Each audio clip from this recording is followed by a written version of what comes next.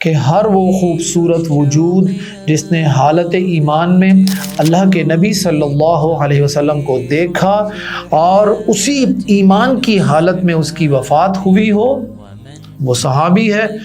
رضی اللہ عنہ، اللہ ان سب سے راضی ہو گیا۔ سیدنا معاویہ رضی اللہ عنہ سیدنا علی کی شہادت پر رو رہے تھے۔ بیوی نے پوچھا تھا کہ کیا ہوا؟ کہا کہ آج دنیا کا سب سے بڑا عالم جو ہے وہ رخصت ہو گیا ہے۔ یہ والی بات اور یہ رویہ اور یہ انتہا پسندانہ اور غلو والا جو موقف ہے اہل بیت کو اذیت دینا اپنے قول سے یا عمل سے، یہ کسی صورت میں بھی جائز نہیں ہے، حرام ہے یہ چیز۔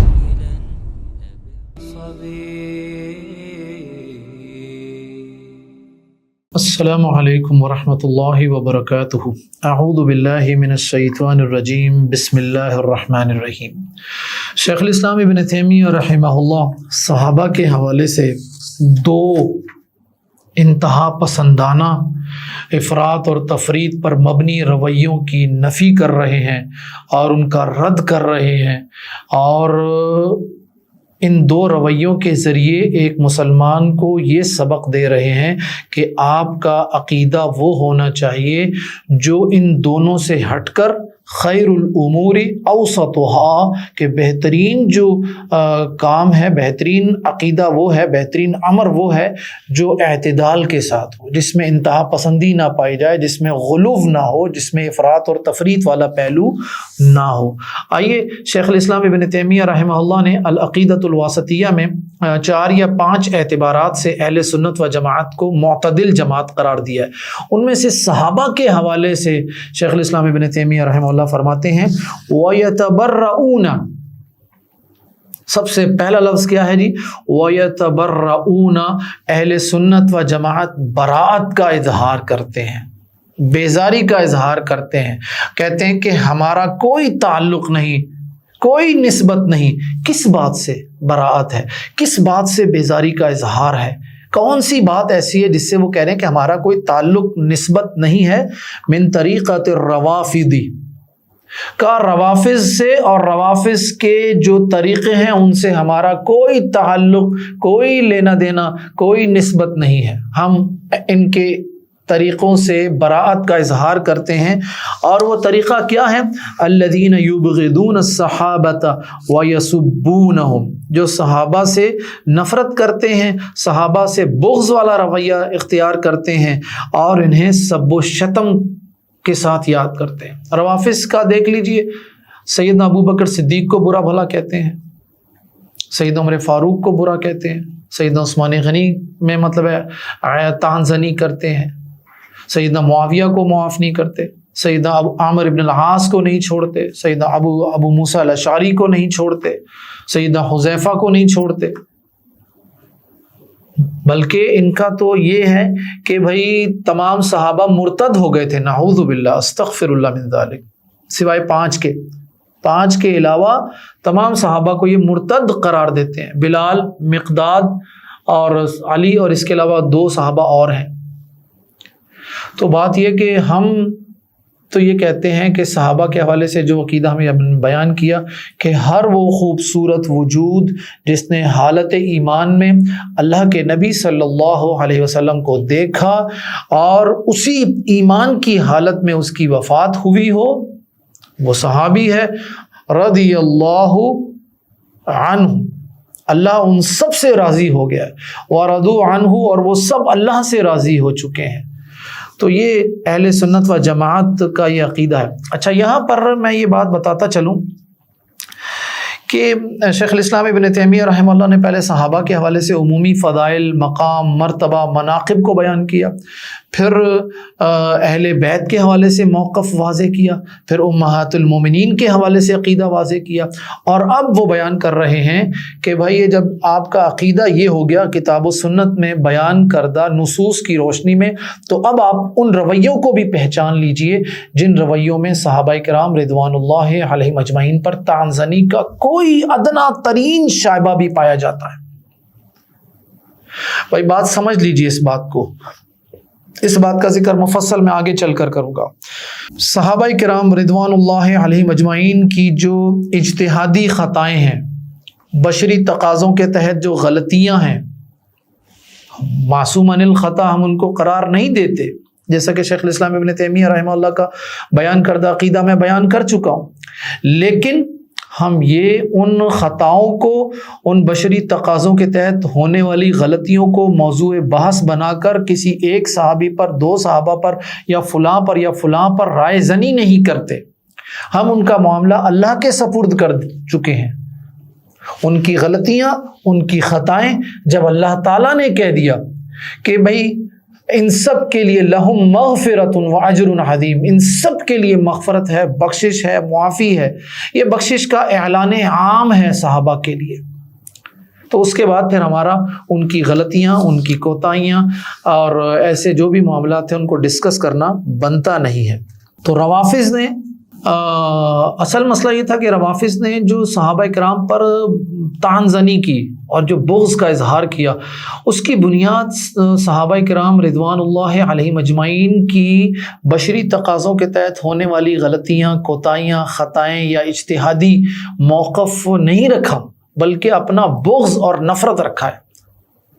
سید عمر فاروق کے ساتھ کیوں نفرت ہے کہ بھئی سید عمر فاروق نے ایران کو فتح کیا تھا،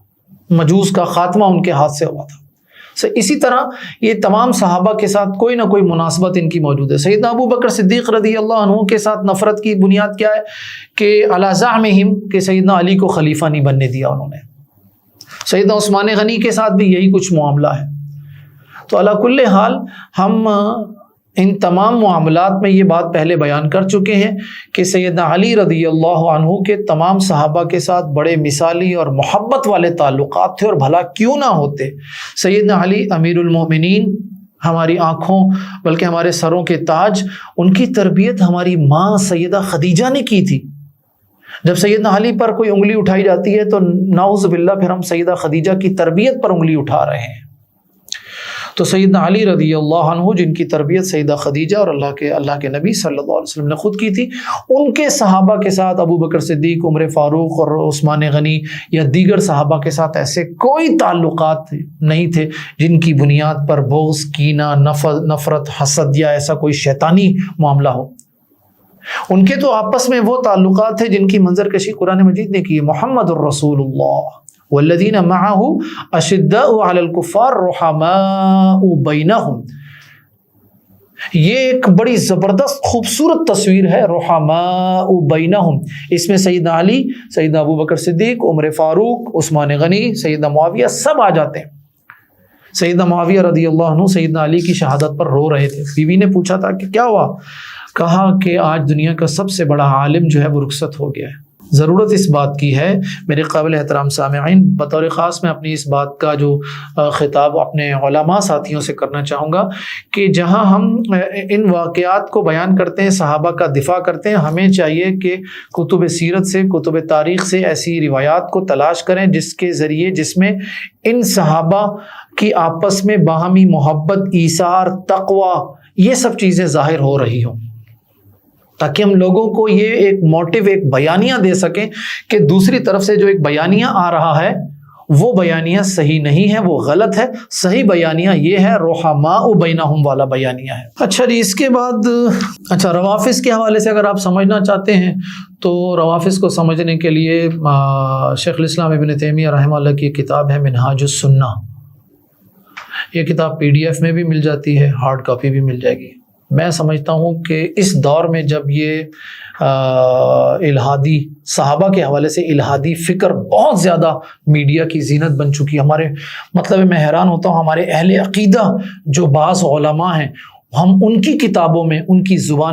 زبانوں سے بھی ایسے جملے سنتے ہیں۔ بالخصوص پچھلے کچھ سالوں میں شیخ پورہ کے ایک صاحب تھے، انہوں نے سیدنا معاویہ اور سیدنا ابو سفیان کے بارے میں باتیں کی۔ فیصل آباد کے ایک عالم دین ہیں، ان کی کتابوں میں بعض اوقات چیزیں ملتی ہیں۔ گجرانوالہ کے ایک ساتھی ہیں، ان کی مطلب تقریروں میں اس طرح کی چیزیں ملتی ہیں۔ تو ضرورت اس بات کی ہے کہ منہاج السنہ